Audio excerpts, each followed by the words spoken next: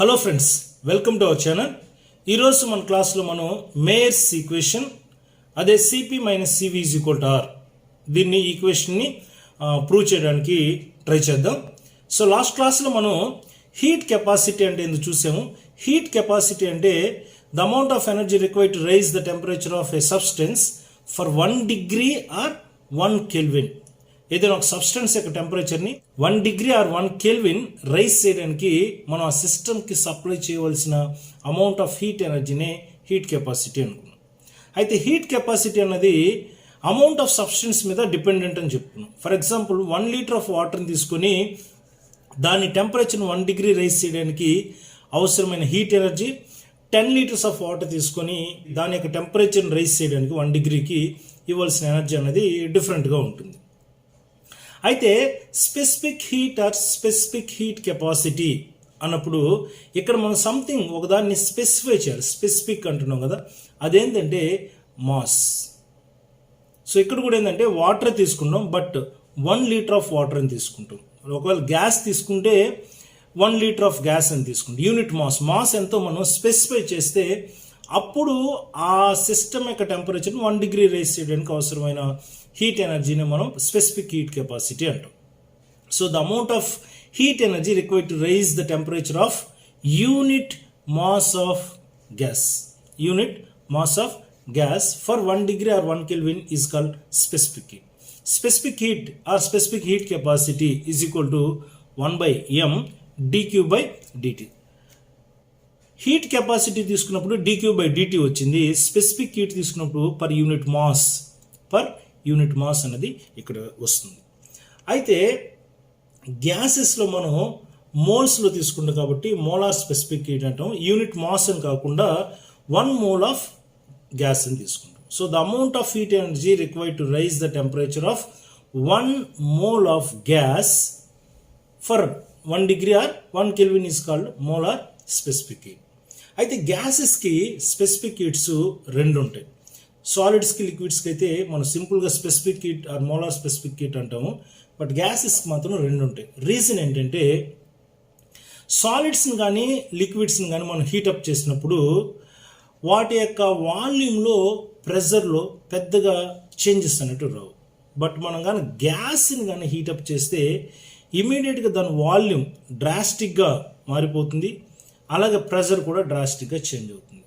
So ఒకేసారి volume pressure మారిపోవడం వల్ల మనం సిస్టమ్ని ప్రాపర్గా స్టడీ చేయలేం. కాబట్టి ఒకసారి వాల్యూమ్ని కాన్స్టెంట్గా ఉంచుతాము, అప్పుడు సిస్టమ్ ఏ విధంగా చేంజ్ అవుతుందో స్టడీ చేస్తాం. ఇంకొకసారి మనం ప్రెజర్ని కాన్స్టెంట్గా ఉంచుతాము, ప్రెజర్ని కాన్స్టెంట్గా ఉంచినప్పుడు అప్పుడు సిస్టమ్ ఏ విధంగా చేంజ్ అవుతుందో స్టడీ చేస్తాం. కాబట్టి మనకు గ్యాసెస్కి వచ్చేసరికి 2 మోలార్ స్పెసిఫిక్ హీట్స్ వస్తాయి. Molar specific heat of a gas at constant volume ఒకటి, molar specific heat of a gas at constant pressure. So at constant volume అన్నదాన్ని సివి అంటాం, ఎట్ కాన్స్టెంట్ ప్రెజర్ అన్నదాన్ని సిపి అంటాం. అయితే మనం ఇక్కడ మన క్వశ్చన్ ఏంటంటే CP minus CV is equal to R. CP అంటే చెప్పుకున్నాం కదా, molar specific heat at constant pressure. CV అంటే molar specific heat at constant volume. Molar specific heat అన్న స్పెసిఫిక్ హీట్ అన్న ఒకటే, కాకుంటే ఇక్కడ యూనిట్ మాస్ అని చెప్పుకుంటాం మనం, 1 మోల్ ఆఫ్ గ్యాస్ అని చెప్తాం. ఆ ఒక్కటే difference. Okay, so let us consider ఏ సిస్టమ్. ఒక సిస్టమ్ తీసుకుందాం. ఈ సిస్టంలో 1 మోల్ ఆఫ్ ఐడియల్ గ్యాస్ ఉందనుకుందాం. ఈ సిస్టమ్ని ఒక పిస్టన్తో మనం క్లోజ్ చేస్తున్నాం. దాని క్రాస్ సెక్షన్ ఏరియా ఏ అనుకుందాం. Suppose that at constant pressure, మనం కాన్స్టెంట్ ప్రెజర్ దగ్గర ఉన్నాం అనుకుందాం. ఇప్పుడు సిస్టమ్ మీద డీక్యూ అమౌంట్ ఆఫ్ ఎనర్జీని నేను సప్లై చేశాను. ఎప్పుడైతే సర్టెన్ అమౌంట్ ఆఫ్ ఎనర్జీని సప్లై చేశానో ఆటోమేటిక్గా లోపల చేంజెస్ అనేవి వస్తాయి సిస్టమ్ లోపల. సో ఇప్పుడు ప్రెజర్ ఇంక్రీజ్ అవుతుంది.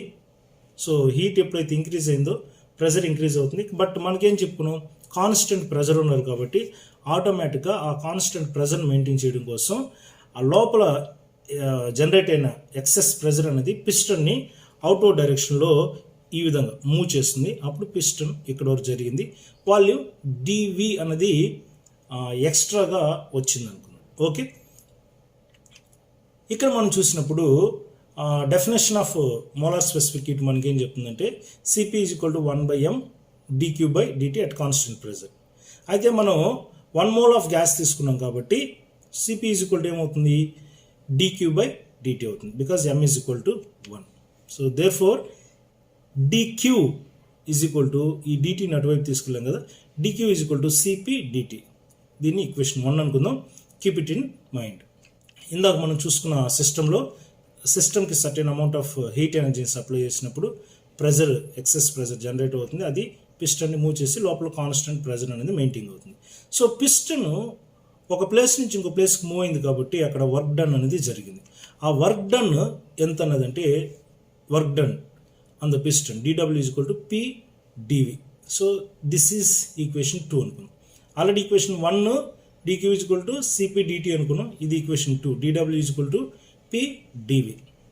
అలాగే ఇప్పుడు అట్ కాన్స్టెంట్ వాల్యూమ్ చూద్దాం. సో ముందు కేసులో మనం కాన్స్టెంట్ ప్రెజర్ చూసాము, ఇప్పుడు కాన్స్టెంట్ వాల్యూమ్ చూద్దాము. సో కాన్స్టెంట్ వాల్యూమ్ దగ్గర ఏం జరుగుతుందంటే, ఇది మనం తీసుకున్న సిస్టము. ఈ సిస్టమ్ మీద సర్టెన్ అమౌంట్ ఆఫ్ హీట్ ఎనర్జీని సప్లై చేసాము. సప్లై చేసినప్పుడు జనరల్ ప్రెజర్ డెవలప్ అవుతుంది, బట్ పిస్టన్ అనేది కాన్స్టెంట్గా ఉండాలి, మూవ్ అవడానికి. ఎందుకంటే అట్ కాన్స్టెంట్ వాల్యూమ్ కదా, సో పిస్టన్ మూవ్ అవడానికి లేదు. ఫిక్స్డ్ పిస్టన్ మనం ఫిక్స్ చేసి పెట్టాం. సో ఇచ్చిన ఎనర్జీ అంతా, the total amount of energy supplied to the system is utilized to bring changes only in the internal energy of the system. ఎందుకంటే అక్కడ పిస్టన్ మూవ్ అవడానికి లేదు. So work done on the piston is 0 అవుతుంది. Work done is 0 అవుతుంది. So దీని నుంచి మనం definition of specific heat నుంచి CV is equal to 1/m dq by dt at constant volume. So from the first law of thermodynamics, dq is equal to du plus dw. So dw ఎంత అయింది, work done 0 అయింది, ఎందుకంటే piston move అవ్వలేదు కాబట్టి dw 0 అవుతుంది. therefore dq is equal to du అవుతుంది. So ఈ dq వాల్యూని ఇక్కడ సబ్స్టిట్యూట్ చేసుకుందాం. therefore మనకు CV is equal to 1/m du by dt at constant volume.